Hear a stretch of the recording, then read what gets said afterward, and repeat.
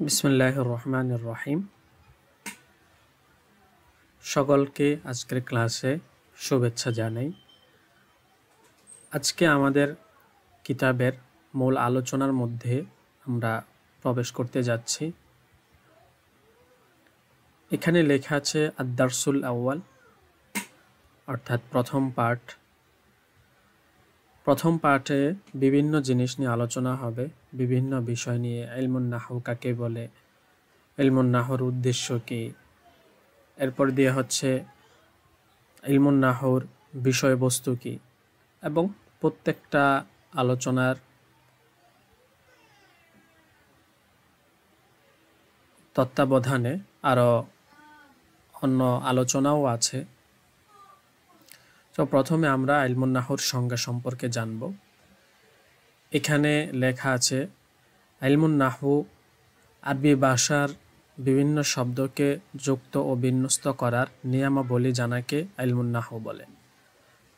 অর্থাৎ একাধিক শব্দ কোনো ব্যক্তির কাছে আছে, সেটা 2টা হতে পারে, 3টা হতে পারে, 4টা হতে পারে।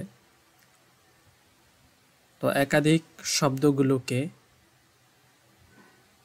সুবিন্যস্ত করে, যুক্ত করে, একটাকে অপরটার সাথে মেলানোর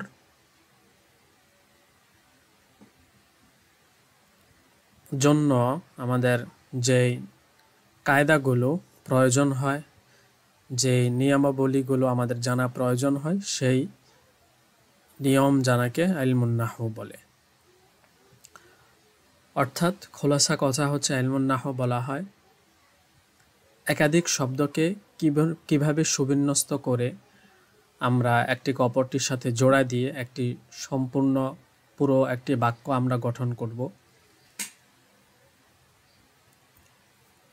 এই বাক্য গঠন আমরা কিভাবে করব, কোন কায়দার আলোকে করব, সেই কায়দাগুলো জানার নাম হচ্ছে ইলমুন নাহউ।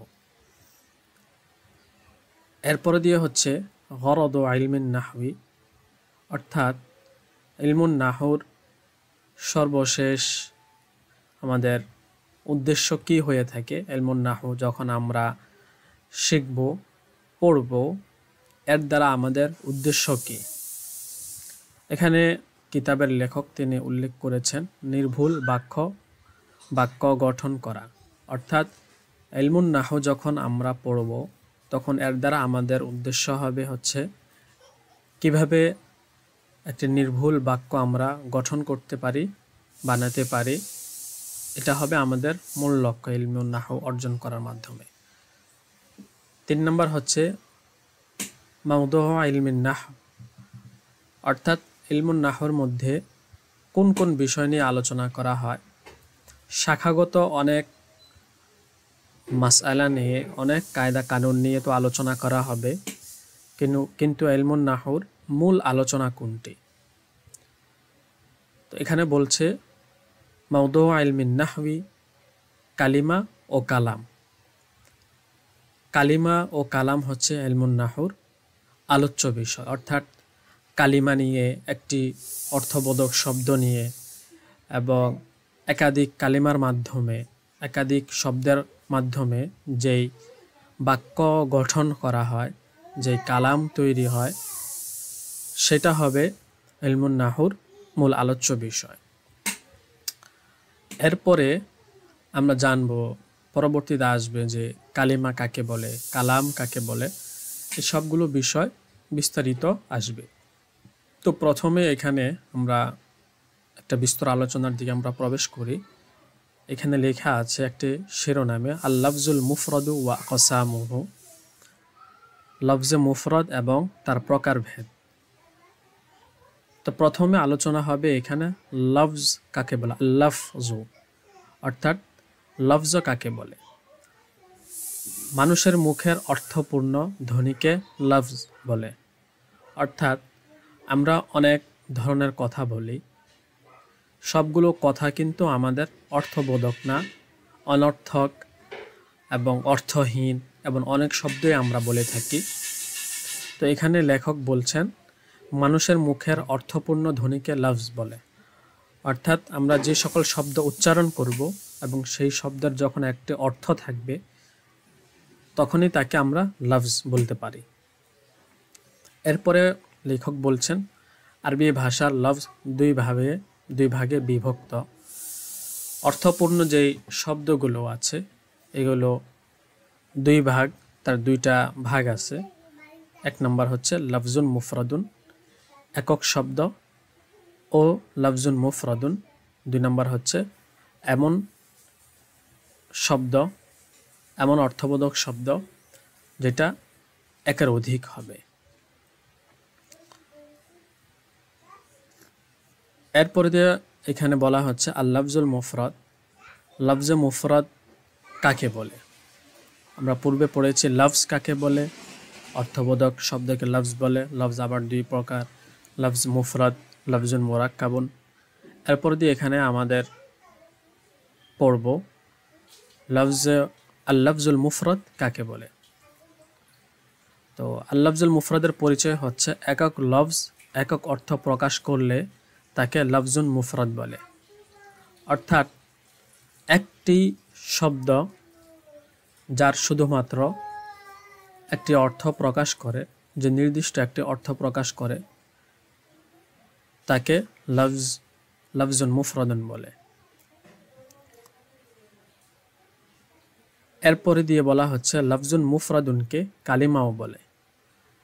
অর্থাৎ একক অর্থবোধক যেই শব্দ আছে সেই শব্দকে নাহুর ভাষায় কালিমাও বলে। তার মানে হচ্ছে লফজুন মুফরাদুন যেই কথা, কালিমা একই কথা, এমনিভাবে কালিমা যেই কথা, কালিমা যাকে বলে তাকে লফজুন মুফরাদুনও বলে। এরপরে আমরা পড়ব হচ্ছে আকসামুল কালিমা। যেহেতু আমরা পূর্বে পড়েছি একক অর্থ প্রকাশ করলে তাকে লফজুন মুফরাদুন বলে এবং সেটাকে কালিমাও বলে।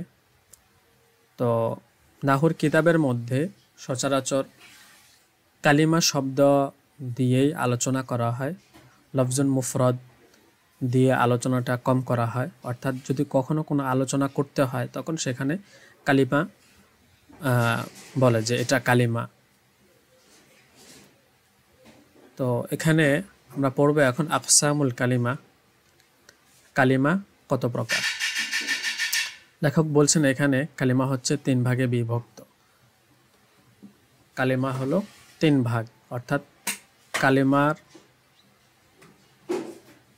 তিনটি যে ভাগ রয়েছে সেটা হচ্ছে ইসমুন, দুই ফেআলুন, তিন হারফুন। আল ইসম ওয়া আলামাতুহু, ইসিম এবং তার আলামত কি? অর্থাৎ একটা শব্দ তো সে মুফরদ হোক অথবা কালিমা হোক, সেটি যখন ইসিম হবে তখন আমাদেরকে ইসিমের সংজ্ঞা জানতে হবে ইসমুনের। এরপর দিয়ে হচ্ছে ইসিমের যে আলামত আছে, যেই সকল আলামত দিয়ে, যেই সকল নিদর্শনের মাধ্যমে আমরা বুঝতে পারবো যে এটা হচ্ছে ইসিম, সেই সকল বিষয় এখানে উল্লেখ করা হবে। প্রথমে আসে আমরা এখানে ইসিম কাকে বলে। আল ইসম, ইসিম বলা হয় যে কালিমার নিজের অর্থ প্রকাশে স্বনির্ভর এবং সে অর্থটি কোনো কাল ধারণ করে না, তাকে ইসিম বলে। অর্থাৎ একটি শব্দ তার নিজস্ব একটা অর্থ রয়েছে, তার নিজস্ব একটা অর্থ রয়েছে, তার সেই অর্থ প্রকাশ করতে গিয়ে সে অন্য কোনো শব্দের মুখাপেক্ষী হয় না, অন্য কোনো শব্দ লাগে না, এবং সেই অর্থের সাথে এবং সেই শব্দটির মধ্যে তিনটা কাল যেটা আছে, তিনটা কাল আছে, যেমন আমরা জানি বর্তমান, অতীত এবং ভবিষ্যৎ। এই তিন কালের কোনো একটি কালের অর্থ ইসিমের মধ্যে থাকবে না। ইসিমের উদাহরণ দিতে গিয়ে এখানে লেখা হচ্ছে মাদ্রাসাতুন, কুররাসাতুন, রজুলুন রাশিদুন, যে নিজের অর্থ প্রকাশে স্বনির্ভর এবং সে অর্থটি কোনো কাল ধারণ করে না, তাকে ইসিম বলে। যেমন এখানে দেখুন মাদ্রাসাতুন, মাদ্রাসা মানে হচ্ছে একটি বিদ্যালয় বা স্কুল। এখানে সে নিজের এই শব্দটির একটা নিজস্ব অর্থ হচ্ছে স্কুল বা বিদ্যালয়। সে নিজের এই অর্থটাকে প্রকাশ করতে গিয়ে কোনো অন্য শব্দের মুখাপেক্ষী হচ্ছে না এবং এর মধ্যে বর্তমান, ভবিষ্যৎ এবং অতীতের কোনো অর্থ পাওয়া যাচ্ছে না। এমনিভাবে কুররাসাতুন রজুলুন রাশিদুন, রাশাদ একজন ব্যক্তি, সে তার যে ব্যক্তির জন্য এই নামটি রাখা হয়েছে সে ব্যক্তিকে বুঝিয়ে থাকে এবং সে বুঝাতে গিয়ে অন্য কোনো শব্দের মুখাপেক্ষী না এবং তার মধ্যে কোনো কাল পাওয়া যাওয়াও শর্ত না। এটা হচ্ছে ইসিমের তারিফ। এখন আমরা পড়ব আলামাতুল ইসিম, ইসিমের নিদর্শন বা যে সকল আলামতের মাধ্যমে আমরা বুঝতে পারবো যে এটা হচ্ছে একটা ইসিম। 1 নম্বর, এরকম 11টি আলামত আছে যেগুলো আমরা মাধ্যমে চিনতে পারবো যে এগুলো হচ্ছে, এটা হচ্ছে ইসিম। এখানে যদিও 11টি আলামত দেওয়া আছে, কিন্তু আমরা যখন নাহর আরও উপরের স্তরের কিতাবগুলোতে যাব সেখানে আমরা দেখব কোনো লেখক সেগুলোকে সংক্ষেপ করে ফেলেছেন কয়েকটা আলামতের মধ্যে এবং অনেক মুসান্নিফ তার আলামতের মধ্যে আরও বৃদ্ধিও করেন। যেমন কালিমার শুরুতে আলিফ ও লাম হওয়া, যেটাকে নাহর ভাষা আল মুআররাফ বিল্লাম বলা হয়। কালিমার শুরুতে আলিফ ও লাম হওয়া অর্থাৎ আলিফ লাম হওয়া, যেমন আল কিতাবু, আল কলামু। অর্থাৎ কোনো একটি আরবি শব্দের শুরুতে যদি আমরা আলিফ লাম দেখি, এই যে আল, আল, আলিফ এটা এবং লামের উপর সুকুন, সাকিন, জজম, তাহলে আমরা বুঝবো এটা হচ্ছে একটা ইসিম। যেমন আল কিতাবু, আল কলামু, আল কিতাবু, আল কলামু। 2 নম্বর হচ্ছে কালেমার শুরুতে হারফুল জার হওয়া, অর্থাৎ হরফুল জার যেগুলো আছে, অর্থাৎ যেই হরফগুলো, জার শব্দের অর্থ হচ্ছে যেই শব্দটা, যে হরফগুলো ইসিমের শুরুতে এসে ইসিমের শেষে কাসরা দেয় অর্থাৎ জের দেয়, হ্যাঁ, সেটাকে আমরা হরফুল জার বলি বা নাহর ভাষায় সেটাকে হরফুল জার বলা হয়। যেমন ইলাল মাদিনাতি ফিল বাইতি। তো এখানে ইলাটা হচ্ছে এখানে ইসিমের আলামত, অর্থাৎ দুখুলুল হারফ আলাল ইসিম, দুখুল হারফুল জার আলাল ইসিম, যে হারফুল জার যেটা আছে এটা ইসিমের উপরে আসছে। কিভাবে? আল মাদিনা একটি শব্দ, এটার শুরুতে হরফুল জার আসছে হচ্ছে ইলা। তো এবং এমনিভাবে আল বাইত, বাইতুন একটি শব্দ, আল বাইত এর শুরুতে হরফুল জার আসছে। তো হরফুল জার যদি কোনো শব্দের শুরুতে আসে তাহলে বুঝতে হবে সেই শব্দটা হচ্ছে ইসিম। তো হরফুল জার কাকে বলা হয়? যে হরফ এসে ইসিমের শেষে কাসরা দেয়, জের দেয়। যেমন ইলাল মাদিনা, তি এখানে জের দিয়েছে বা কাসরা দিয়েছে। এমনিভাবে ফিল বাইতে। 3 কালিমার শেষে তানবিন হওয়া, যেমন কুরসিয়ুন, জাইদুন। অর্থাৎ একটি কালিমার শেষে যখন 2টি তানবিন হবে, চাই সেটা পেশ হোক অথবা জবর হোক অথবা জের হোক, তাহলে সেটাকে ইসিম বলবে, বাকি তানবিন হতে হবে। যেমন কুরসিয়ুন, সিয়ুন এখানে 2 পেশ হয়েছে, এই জন্য এটা ইসিম। জাইদুন এখানে 2 পেশ হয়েছে, এর দ্বারা বোঝা যায় এটা হচ্ছে ইসিম। 4 নম্বর হলো মুসনাদুন ইলাইহি। মুসনাদুন ইলাইহি অর্থাৎ যেখানে 2টি শব্দের মধ্যে একটাকে অপরটির দিকে সম্বন্ধযুক্ত করা হবে। যেখানে 2টি বাক্যের মধ্যে একটিকে অপরটির দিকে সম্বন্ধ করা হবে, সম্বন্ধযুক্ত করা হবে। যেমন যাহাবা রাশিদুন, যাহাবা রাশিদুন। মুসনাদ ইলাইহির এই যে তারিফটা, এটা বোঝার জন্য এইভাবে বলেছি। বিস্তর আলোচনা ইনশাআল্লাহ আমরা সামনের দর্শগুলোতে আমরা দেখতে পাবো। তো যাহাবা রাশিদুন, এখানে যেহেতু যাহাব মানে গিয়েছে, বাক্যের অর্থ হচ্ছে যাহাবা রাশিদুন, রাশেদ গিয়েছে। অর্থাৎ রাশেদের দিকে যাওয়ার যে একটা কাজ, যাওয়া যে কাজটা আছে, এই কাজটাকে রাশেদের দিকে রাশেদের দিকে সম্পর্ক করা হয়েছে বা সম্বন্ধযুক্ত করা হয়েছে, যেটাকে নিসবত বলা হয়। তো যখন একটা শব্দের দিকে কোনো একটা কাজকে যুক্ত করে দেওয়া হবে শব্দের সাথে বা কোনো ব্যক্তির সাথে, তখন সেটাকে মুসনাদ ইলাইহি বলে।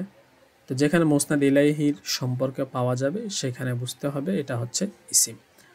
যেমন যাহাবা রাশিদুন, রাশেদের দিকে যাওয়ার নিসবত করা হয়েছে বা যাওয়ার যে হুকুম আছে সেটা লাগানো হয়েছে। তো রাশিদুনটা হচ্ছে এখানে ইসিম, মুসনাদ ইলাইহি হওয়ার কারণে সে ইসিম হয়েছে। 5 নম্বর হলো মুদাফুন, অর্থাৎ কোনো একটি শব্দ মুদাফ হওয়া। যেমন ওয়ালাদু ফাতিমাতা তিলমিজুন, ফাতেমার ছেলে একজন ছাত্র। আচ্ছা, ওয়ালাদু এটা হচ্ছে মুদাফ, ওয়ালাদুন এটা হচ্ছে মুদাফ, যেহেতু ইজাফত হয়েছে এটা মুদাফ হয়েছে, এর মাধ্যমে বুঝতে হবে, এর কারণে বুঝতে হবে এটা হচ্ছে একটি ইসিম। 6 নম্বর হলো মুসাগগর, যেমন কুরাইশুন কুতাইবুন। মুসাগগর অর্থাৎ কুরাইশুন কুতাইবুনের ওজনে যে শব্দগুলো আসবে সেগুলো বুঝতে হবে, এগুলো হচ্ছে ইসিম। যেমন কুতাইবুন কিতাবুন থেকে কুতাইবুন